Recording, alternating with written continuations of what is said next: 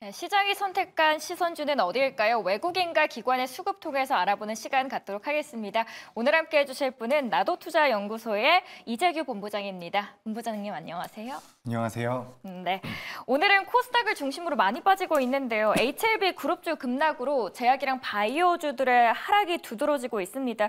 오늘 시장 어떻게 보시고 계신가요? 일단 HLB 그룹주들이 굉장히 크게 밀리고 있지만 다른 제약 바이오 종목군들은 생각보다 잘 버텨주고 있습니다. 오히려 상승하는 종목군들도 있기 때문에 HLB 그룹사만의 악재가 아닐까라고 판단을 하고 있고요. 전반적으로 지금 코스피, 코스닥 양시장 모두 외국인들과 기관들이 매도 물량을 조금씩 내놓고 있습니다. 근데 우리가 지금 좀 살펴본다라고 한다면 지난 4월 달부터 어제까지 우리나라 시장에 대한 외국인들의 코스피에 대한 외국인들의 순매수가 거의 5조 가까이 들어와 있는 상황이에요. 그렇기 때문에 오늘 나오고 있는 매도는 정상적인 수준에서의 매도가 아닐까라고 생각을 하고 있습니다. 그렇기 때문에 환율이 갑자기 급격하게 올라가지 않는다라고 한다면 정상적인 수준에서의 조정이라는 말씀을 다시 한번 드리고, 여기서 우리나라 시장 하반 경직 보일 가능성 저는 굉장히 높다라고 보고 있습니다. 그래서 이제 다음 주에 미국에서 엔비디아의 실적 발표가 나올 텐데 그 전후로 해서 우리나라 시장의 방향성이 좀 더 명확해지지 않을까, 이렇게 의견 드리겠습니다. 엔비디아 실적 발표가 다음 주 기다려지고 있는데요. 그 이후에 방향성이 더욱더 두드러질 것이고, 지금 HLB는 그 그룹주만의 개별적인 모멘텀일 가능성이 크다라고 이야기를 해주셨습니다. 이번에는 기관과 외국인의 사랑을 받고 있는 기업들은 어디일지 화면 통해서 함께 만나보도록 하겠습니다. 외국인과 기관, 지금 외국인은 반도체, 음식료, 게임과 조선, 해운을 담아가고 있고요. 기관 안에서는 전력기기와 제약바이오, 음식료와 게임을 담아가고 있습니다. 자, 그렇다면 먼저 섹터적으로 봤을 때 오늘은 특히 음식료 쪽이 눈에 띄게 강하게 수급이 들어오고 있는데 어떻게 보셨나요? 외국인과 기관의 특징적인 수급 흐름을. 일단 외국인들이 음식료를 좀 좋게 보고 있는 것 같은데, 특히 삼양식품이 시간 외에서부터 강하게 움직이더니 오늘 점상한가로 들어갔죠.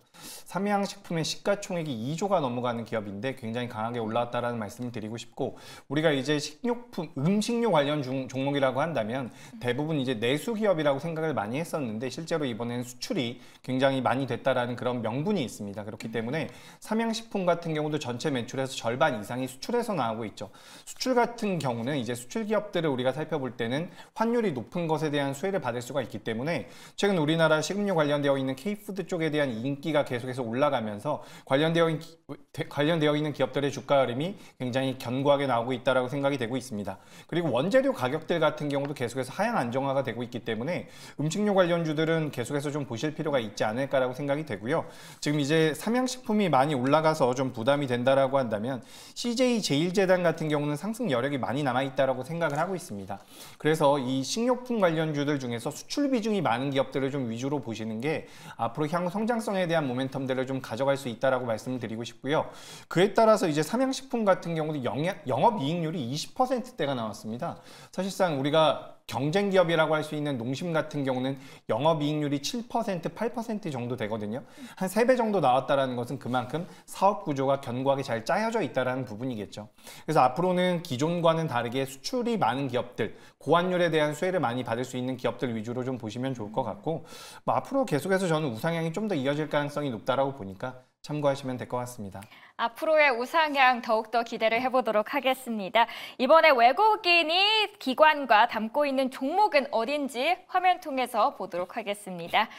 먼저 저희는 외국인부터 보도록 하겠습니다. SK하이닉스, 현대차, 엔캠 그리고 HD한국, 조선해양이 보이는데 외국인 통상 개인보다 먼저 고급 정보를 입수하는 경향이 있다 보니까 외국인이 산다 하면은 나도 들어가야 되나 라는 생각이 들게 되는데 지금 개인도 들어가도 되는지 한번 보도록 하겠습니다. 일단 대한해운 강합니다. 해운은 통상 비수기가 1분기였음에도 불구하고 지금 실적들이 굉장히 잘 나왔는데 오히려 2분기부터가 성수기잖아요. 그럼 이제부터 들어가도 될지요?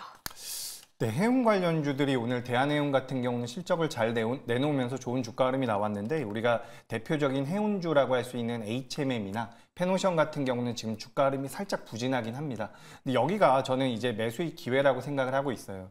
말씀하신 것처럼 2분기도 성수기지만 해운 관련주들 같은 경우 우리가 3분기를 조금 더 큰 성수기라고 이야기를 많이 하고 있습니다. 그래서 2분기, 3분기로 가면서 운임지수가 지금 계속해서 올라가고 있는 부분이죠.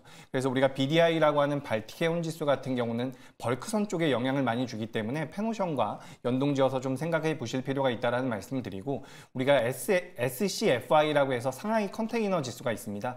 이거 같은 경우는 또 이제 컨테이너선과 관련이 되어 있기 때문에 HMM을 보시는 게 좀 어떨까라는 말씀을 드리고 싶어요.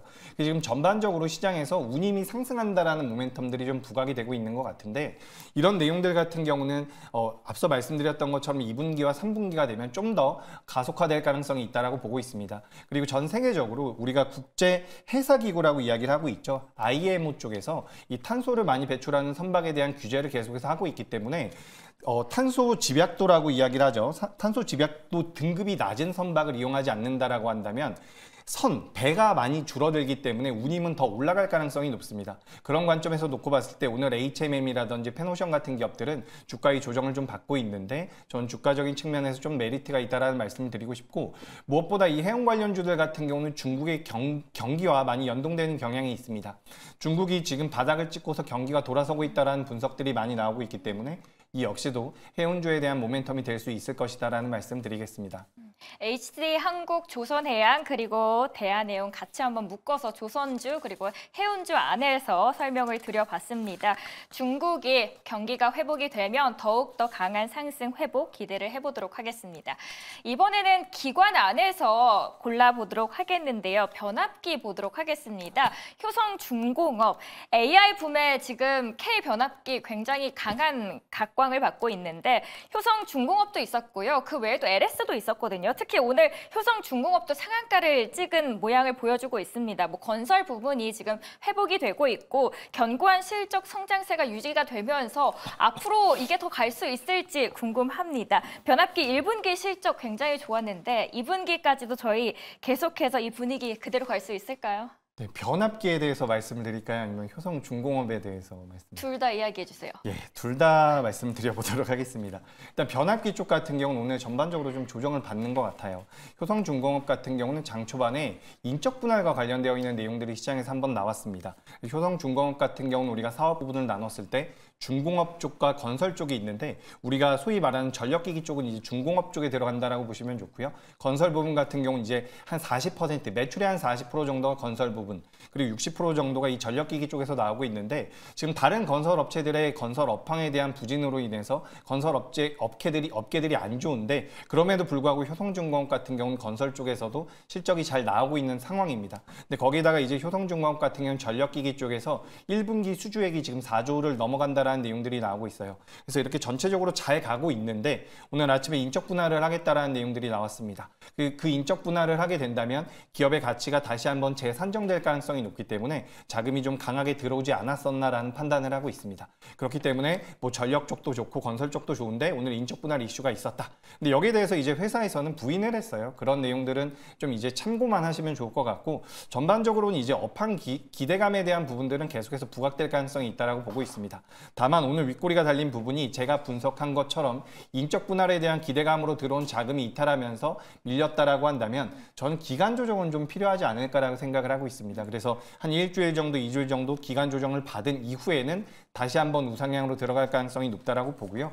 그 전력기기 다른 기업들도 있죠. HD 현대일렉트릭이라든지 LS 일렉트릭 같은 경우도 전 추가 상승의 여력이 남아있다라고 보고 있습니다. 다만 이 기업들은 지금 주가가 저점대에서 많이 올라왔기 때문에 너무 공격적으로 매수하는 건 좀 지양하시는 게 맞겠다라는 말씀 드리겠습니다. 네. 이번에는 같이 외국인과 기관이 동반 매수하고 있는 게임주 여쭤보도록 하겠습니다. 게임주 시장이 둔화하고 있다라는 평가와는 달리 의외로 실적이 잘 가고 있습니다. 신작 출시 기대감 있고요. 그리고 저가에 흥미를 생기는 게임주 관심을 이제 가져봐도 될지 궁금한데, 과연 비용 통제로 인해서 수익성이 언제까지 지속될 수 있을지에 대한 여부 또한 궁금합니다. 네, 일단 게임주 같은 경우는 굉장히 오랫동안 어떻게 보면 역성장을 했습니다. 특히 코로나 시대 때 가파르게 성장을 했다가 그 이후로 실질적으로 수치상으로도 역성장을 하는 모습들이 좀 잡혔거든요. 근데 최근 들어서 우리나라 기업들이 실적을 내놨는데 생각보다 굉장히 잘 나왔습니다. 예를 들어서 반도체 같은 경우는 실적이 잘 나올 것이다라고 예상을 했는데 더 잘 나왔죠. 근데 지금 게임주들 같은 경우는 실적이 안 좋을 것이다라는 시장의 우려도 있었지만 굉장히 잘 나왔다라는 것은 업황 자체가 턴 어라운드하고 있다라고 우리가 판단할 필요가 있다고 저는 생각을 하고 있습니다. 지금 게임주들 같은 경우는 어떻게 보면 반등이 시작됐다라고 저는 판단을 하고 있고, 단기적으로 반등폭이 많이 나온 기업들 같은 경우는 눌림목이 나올 경우에는 저는 공략할 필요가 있다라고 생각을 하고 있는 거죠.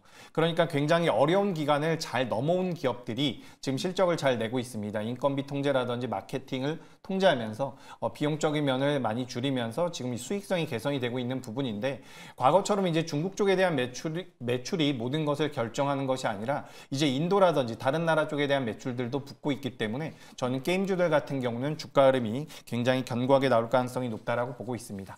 그중에서 뭐 NC소프트라든지 넷마블 같은 경우도 최근에 주가 흐름이 잘 나오고 있는데, 기업 자체에서 무언가 주주들에게 해줄 수 있다라는 내용들, 그리고 신작 발표에 대한 모멘텀들까지도 많이 붙여주고 있기 때문에 저는 게임주들 같은 경우는 추가 상승의 여력이 있다라는 말씀 드리겠습니다.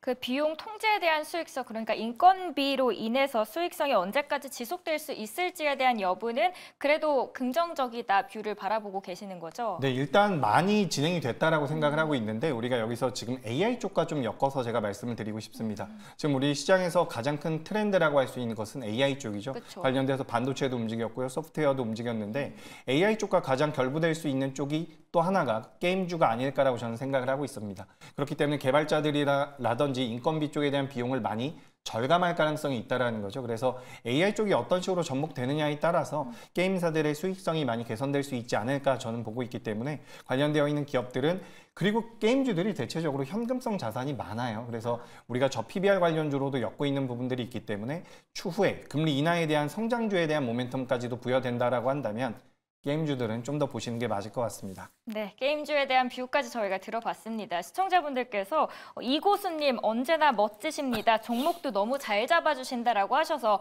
오늘 저 기대가 되는데요. 기관인지 외국인인지 픽부터 들어보도록 하겠습니다. 외국인일까요? 기관일까요? 네, 오늘 외국인입니다. 외국인이 선택한 기업 중에서 NC소프트가 있더라고요. 게임이네요. 그렇습니다. 게임 쪽에서 제가 선택을 했는데, 지금 사실 주가의 흐름을 놓고 봤을 땐 넷마블이 더 좋아요. 넷마블이 주가 흐름상으로는 좀 더 좋은데, 이게 왠지 NC소프트가 주가가 더 잘 갈 것 같다라는 생각이 듭니다. 그래서 NC소프트에 대해서 말씀드리는 부분이고, 신작에 대한 부재는 좀 있어요. 그러니까 각 게임사들마다 주력하고 있는 게임들이 있는데, 지금 NC소프트가 주력하고 있는 게임 같은 경우는 올해가 아니라 내년에 출시가 됩니다. 근데 여기서 굉장히 재밌는 게 뭐냐면, 제가 지금 외국인을 따라서 NC소프트를 매수하겠다라는 말씀을 드렸는데, 실질적으로 최근 우리 시장에서 NC소프트에 대한 수급을 살펴보면 화면에는 잘 보이지 않겠지만 기관 순매수가 굉장히 강하게 들어오고 있습니다. 그러니까 오늘은 외국인이 매수하면서 최근 뭐 10거래일 동안 외국인들이 계속해서 매수하고 있는 부분도 있지만, 실제로 연기금을 필두로 해서 국내 기관들도 매수를 많이 하고 있어요. 그래서 레포트 내용을 읽어보면 조금 부족하다라는 내용들이 많이 있지만 실제로는 매수를 하고 있다는 거죠. 저는 수급적인 부분을 좀 더 신뢰하기 때문에 이렇게 수급이 계속해서 이어진다라고 한다면 NC소프트 같은 경우는 과거처럼 대장주의 자리를 노리기는 좀 어려움이 있다라고 하더라도 주가의 상승 여력은 많이 남아있다라고 보고 있습니다. 그래서 NC소프트 같은 경우 현재 21만 6천 원대에서 거래가 되고 있는데, 만약에 매매를 해보신다라고 한다면 목표가는 24만 5천 원, 손절가는 18만 원으로 의견 드리겠습니다. 네, NC소프트 외국인의 수급 안에서 골라주셨고요. 그 안에서 목표가 그리고 손절가까지 이야기를 해주셨습니다. 오늘 함께해 주신 분은 이재규 본부장이었습니다. 오늘 말씀 잘 들었습니다.